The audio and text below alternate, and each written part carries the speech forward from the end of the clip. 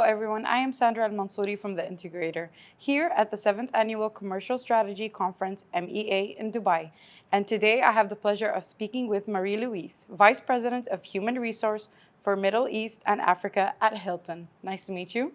Great to meet you too. How are you doing? Yes, I'm absolutely perfect today. All right, perfect. So I'm going to just jump in right away to the questions. I can tell, it's going to be quite a busy day.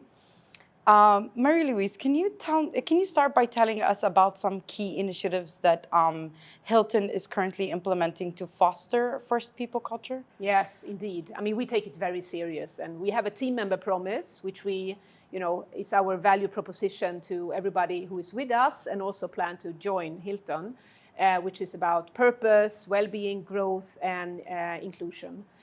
So those things are very important to us. What I would say as a few examples is on the growth part. We strongly believe people join us with the plan to grow their careers and be able to cater to their families for long term.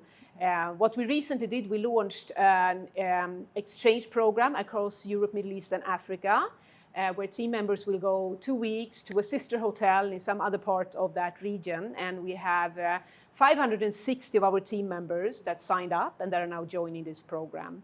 On well-being, we have a global Thrive for All hub, which is an online platform that every team member have access to, where we have a lot of tools, know-how, and webinars as well. And the last focus that we launched there is actually around nutrition, because really the importance of making sure our team members understand how nutritious food intake actually impacts their performance and well-being. Okay, amazing. That is really interesting.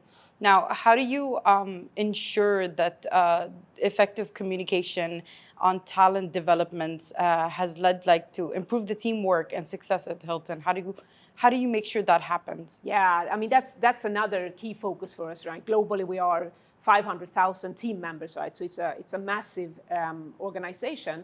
But we strongly believe in, when you work in hospitality, you have an opportunity to grow in your career in various fields, which is quite unique compared to our other industries, I would say.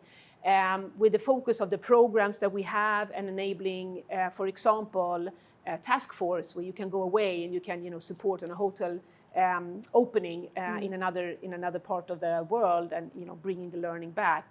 We've seen that these investments in growth and talent development is really paying off in terms of our retention. So we have increased our retention close to around 15% versus last year. And of course, when people stay longer with you, you actually save money on the bottom line. But more importantly, you keep the Hilton knowledge and the know-how internally, and those team members are then able to create a much better stay experience for our guests. So it's so closely related to, guest experience goes through the experience of the team members. All right, now jumping into my next question. What do you think are some of the challenges or the biggest challenges you face in creating an inclusive and unified environment with such a large organization? Yeah, it is a challenge, and we really try to think very wide around who can have a home in Hilton and working with us, and we positively really see a great variety of people being able to contribute.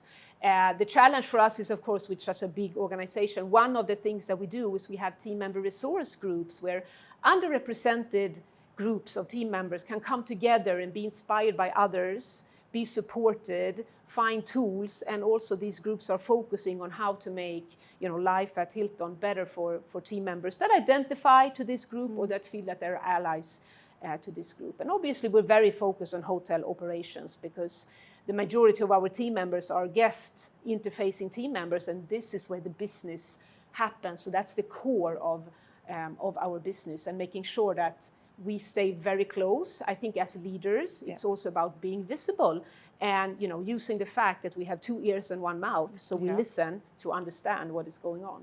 That's true. I mean, I feel like being in that kind of field, it takes a lot of empathy, to be able to make things work properly. It does. So jumping to my last question, what are you looking forward to most at the HSMAI Middle East event, and how do you think events like this can contribute to the industry's growth?